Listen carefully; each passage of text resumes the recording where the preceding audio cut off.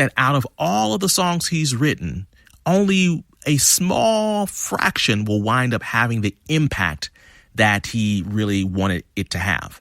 Now, you've heard about this before. You've heard about the one-hit wonders out there, right? You hear about them because, the songs are on, playlists and things like that. The point is, if you don't write on a regular basis, you just kind of write every so often, what are the odds that you are going to turn out a chart-topping song when you barely practice, when you barely pick up your instrument, when you barely put music down? The odds are completely against you. So the point is, we as musicians have to get into the habit of creating on a regular basis, not thinking that you're going to sit down with that one idea that you had in the middle of the night and that is going to be that amazing song. It may wind up being trash, but as you put that song down, you start to basically practice your craft. You practice song structure, you practice rhyming, you practice with melody structures, the list can go on. The point is, the more you write, the better you will be as a musician. The less you write, the less your songs will impact people. It's just a fact. So don't get psyched into the idea that not engaging with your craft on a regular basis has zero consequence. Your music will just be all right at best. Now, let's talk about myth number 4, which I'm going to kind of tie into myth number 3, which we just got off of. Achieving your own sound is hard. That's a myth. If you do what I just mentioned in step number 3, you just practice your craft. You practice your craft. Eventually, you will start to develop your own unique style. It may be that you start to create rhythm patterns that you're incredibly adept in because you've practiced them so many times or you've produced them so many times. Maybe you will become, better at counterpoint. If you don't know what counterpoint is, you can look it up. It's combining different melodic lines in a musical composition. So basically you have two melodies working at the same time. Some songs have this double melody, as it were. It's a phenomenal, infectious thing that you can do, but it takes skill, a skill that you can develop by practicing a lot. But the point is, you can develop your own sound. You may become the master of counterpoint. You may become the master in maybe, let's say, mixing up two different genres that most people don't even think go together. If over time you keep practicing your craft over and over again, you will wind up having your own unique sound. Growing up, I played in bands and, I was in music from a very, very young age, like way back in the day. A friend of mine, even to this day, if he hears me play on the keyboard or he hears one of my tracks, invariably he will hear this movement that I use with the keyboard. It varies. It varies by key. It varies in terms of rhythm pattern, but the notes, the sequence of notes, they're pretty much the same. And it's just become something that I have become very good at, and it's almost like my signature. The point is, he would make fun of me like, Walt, you always do that in your songs.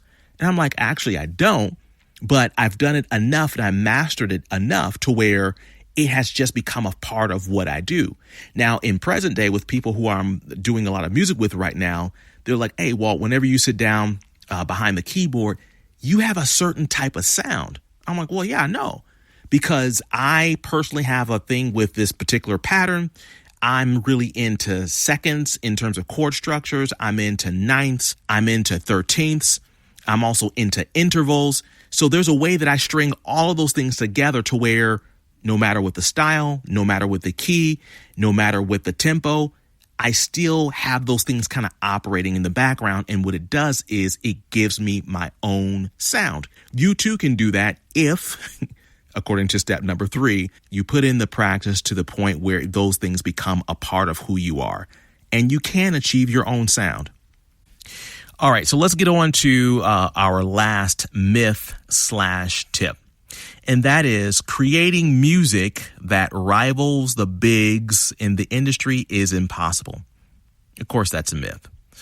And you hear about this all of the time where indie artists working out of their bedroom blows up. Who comes to mind? That indie artist that just blew up. It happens, right? The point is, you can, out of your bedroom with those factory plugins, going back to tip number 1, can create music that rivals the big names out there. And I know I'm oversimplifying this, and especially for those who may be sound engineers out there and who've gone to school for audio engineering and production. I know I'm going to probably drive you crazy when I say this, but this is something that I believe. When you hear the music from these big artists, in my opinion, it's just sound. Like when I hear the music for, I don't care who it is. I don't care what kind of multi-million-dollar studio they went to, whatever. It's just sound.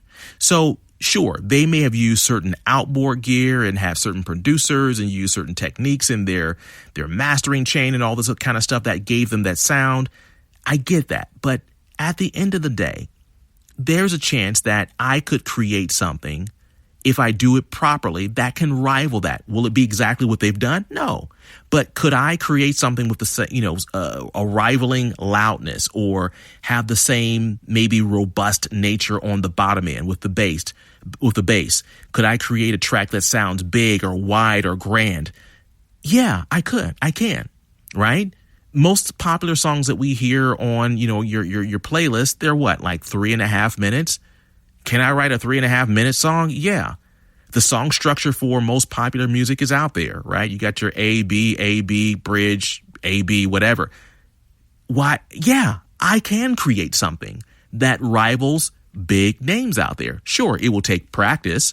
So the point is, I don't want you to be fooled by the fact that you could never create a sound that rivals those who are at a higher level. Simply get a reference track for starters, and then start to do your own learning. Start enrolling into some online classes and things like that. Watch a ton of YouTube videos about mixing and mastering. And I guarantee you, if you practice your craft, like we talked about back in step number 3, you will wind up creating consistent, tight, clean, commercial sounding music all of the time. So hopefully you've seen, as I've gone through all these tips, that they kind of relate to one another.